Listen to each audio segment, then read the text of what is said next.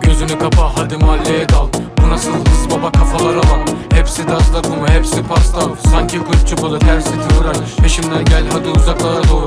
Ben çok koşarım yorulmam dostum. Dostum çıksa da yine de gelirim. Asabiyim canım tek kusurum. Dostum çıksa da yine de gelirim. Asabiyim canım tek kusurum.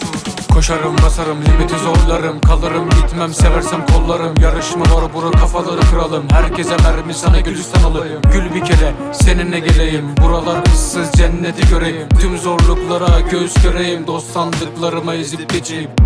Öldüm geldim bak bastım mekanları serdim lan.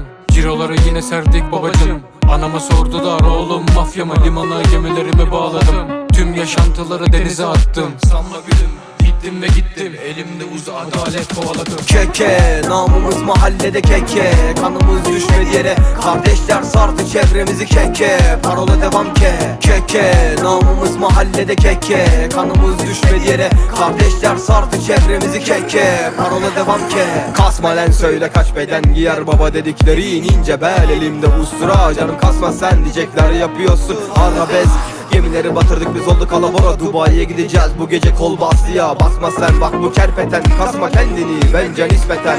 Ellerimiz kirli cano kimi de canlı koko. Arabada bir kro yaklaşık da bir kro. Kirli yüzümde siyah bandana böbreğini aldım. Baban gibi sallama. Belki gelemem sen de bekleme üstün başı biz bak yere bere. Her gece köşe başları meskenimde. Giden gitti anam silerim bilirsin ben.